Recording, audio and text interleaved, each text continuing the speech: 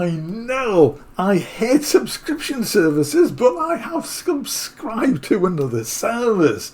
I shall of course tell you why I did it, why it seemed like a good idea, what it is of course, and very importantly, how much I paid for it.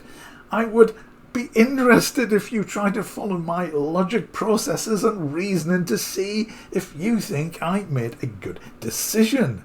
Now personally, I think I have, but time will tell. So what did I subscribe to? I subscribed to EastWest's Composer Cloud. This is a bit of a biggie. It's $240 a year. But for that you get all their sample libraries and all the expansions and everything they release as long as you stay subscribed. So what happened? Well, it was Memorial Day this year, May the 26th. This is a big day in America, not so well known outside there, but any excuse for a sale, and EastWest, I heard, had a sale. I have no EastWest instruments at all, but I thought I would check out the sale and see what they had on offer. So I perused their list. I will show you some of the instruments which they have in their libraries. This is, I don't know if this is all of them. I'm not going to go through every single one. You can find this out from the website. There are lots of reviews about these libraries, but there are a lot. Yes, indeed. They cover all sorts of orchestrations, vocals, synthesizers, world instruments, every sort of sound you could think of. And they reckon there are over 70 collections. I didn't count 70 here, but I don't know if they're including the expansions or whatever. And over 42,000 instruments. That's massive. So I had a look at some of these, and I actually thought that Hollywood Choirs might be interesting. So this is Hollywood Choirs. It is an epic choir. When composers have created a piece of music which has an energy level of 10 and they want to go up to 11, they bring in an epic choir. And this does have a bit of an epic sound. I love choirs and vocals and all that sort of thing. So I did a bit of research. I'm going to say a little bit more about that because I think it's important if you are thinking of getting Hollywood Choirs or some of the other choir libraries. But I did a bit of research. I thought, right, okay, let's go for this and let's see what happens. So I clicked on the buy button. So when I clicked the buy button, this is the page I came to with a little difference, which I'll get to in a second. But read this. Effectively, it's saying, yes, I can buy and own Hollywood Choirs forever and a day for $120, but for, in this case, $149, I can have everything for a year. I could play with all the toys.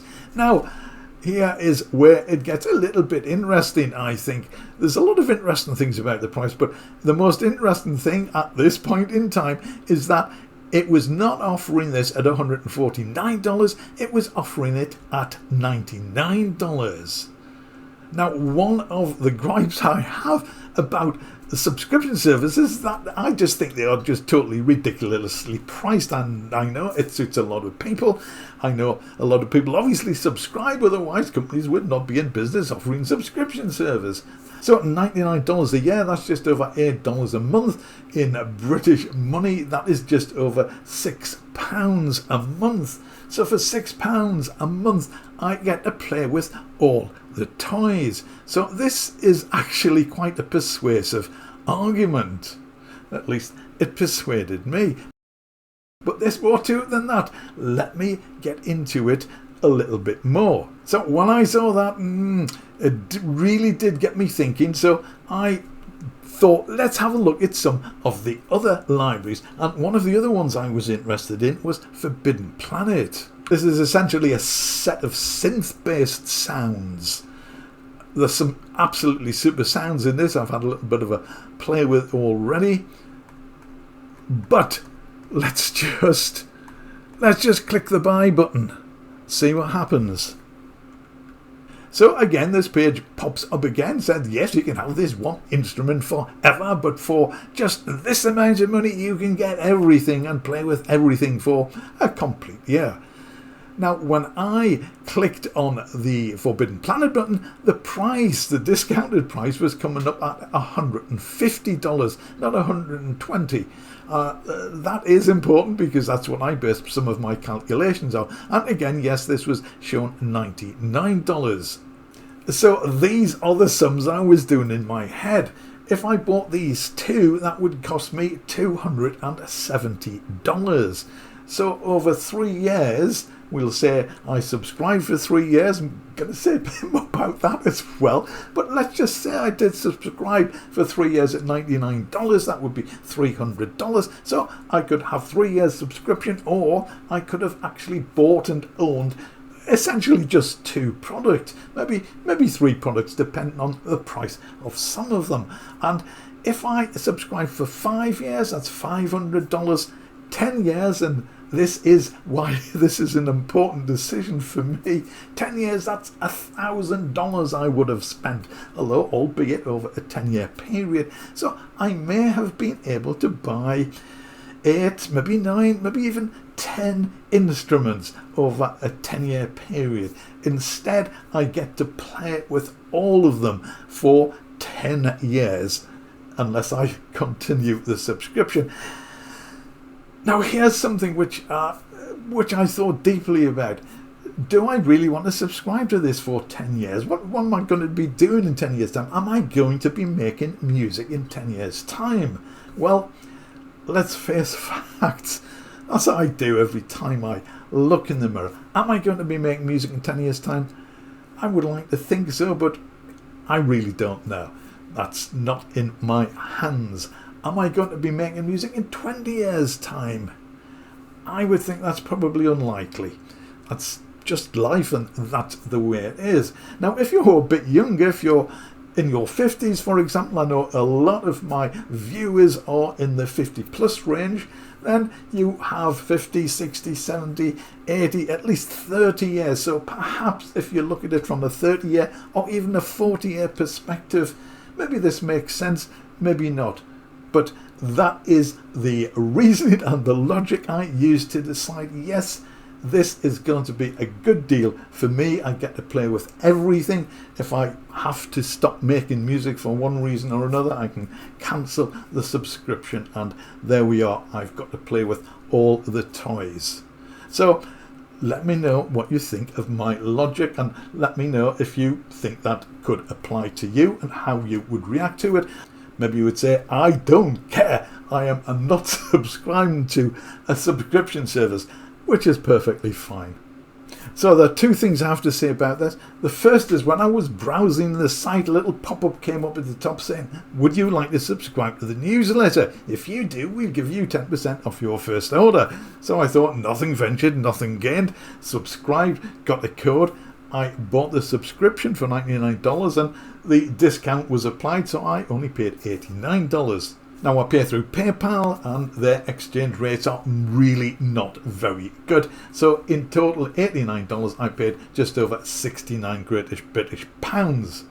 So in English terms, that's £5.75 per month. So I think that was a pretty good deal, even if it is just for the year. However, when I checked the statement that I got from PayPal, apparently EastWest had set up a recurring subscription of $99. Now I sort of thought that this $99 might just be for the year, and after that it would revert to $240. But according to PayPal, apparently not. So if this continues, then I will be a relatively happy bunny. But I guess, I'm not 100% sure, but I guess EastWest could cancel this and try to get more money out of me when it comes to the renewal. Again, we'll have to wait and see. But as I said, one of my gripes about subscription services is that they're just ridiculously overpriced. But at £5.75 for the amount of stuff that you get with the EastWest Composer Cloud, I think I'm getting a pretty good deal. And I don't often say that about music software. Now, I really don't think there's a lot of point in going through the library and giving you examples and so on. This has been covered by a lot of people in the past, and EastWest themselves have a YouTube channel and they have really good demos of their libraries on there. Now, I did say I wanted to say something about Hollywood choirs. Not just Hollywood choirs, but the symphonic choirs and I think it's the backing singer choirs as well. Now, they all have a feature which for me was one of the most interesting features at the time, a couple of months ago, and that is a word builder. So you should be able to enter a sequence of words in English and the choir should be able to sing them back. How cool is that? I was already thinking of dozens of ideas and projects I could use this on. However, I checked out a few reviews which were looking at the word builder and they were not generally positive. It takes an awful lot of work to get anything halfway decent, and quite honestly, I really don't think it is worthwhile. Now, Hollywood Choirs is 7 years old. Now, that doesn't mean to say it's a bad sample library. I think the sounds in it are pretty epic, but the technology in the word builder is absolutely prehistoric. If you look at what's happening in the world of AI with Ace Studios, for example, with Suno and Audio, and even on the software front with Dreamtonics and Synthesizer V. I've made a few videos using that, links in the description. Do check them out and let me know what you think of the voices. But also before that, mVoice 1 made a few videos using that. They all let you enter text in natural English and they will sing it. Not so with the word builder. It is really clunky, really difficult to work with, and that is one thing which I don't think I'm going to be able to use. Having said that, if you want an epic sound, most epic choirs in epic music, you can't make out what they are actually singing. And these sample libraries do have an inbuilt set of phrases, I think English phrases, I haven't gone through them all, pseudo Latin phrases and so on, so you can still get a really epic effect even if you can't make them sing your own words. And as one reviewer pointed out, even when you listen to words and you know what the words are, they are still difficult to make out. So that was one slight disappointment. I'm just mentioning this in case you were also attracted to the choirs and the word builder. Do your research. You might think you can work with this and that is fine, but there are lots of reviews explaining how to use it and the sort of results you are likely to get. Now, as we saw in this video, Composer Cloud is currently on a bit of a discount at $149 rather than the $239. I am not sure if that would have been enough to persuade me to take out the subscription at the time. Anyway, let me know what you think. Did I get a good deal, or was this just another silly purchase which I probably shouldn't have made? Personally, I think I did get a good deal, but I'd be interested to know what you think and what you think of my logic and reasoning. As always, thank you for watching. I really do appreciate it. Thank you so much. If you want to help support the channel, there's a big subscribe button and a thumbs up button. Click it, either or both would be wonderful. Thank you so much for watching. I will see you again in the next video.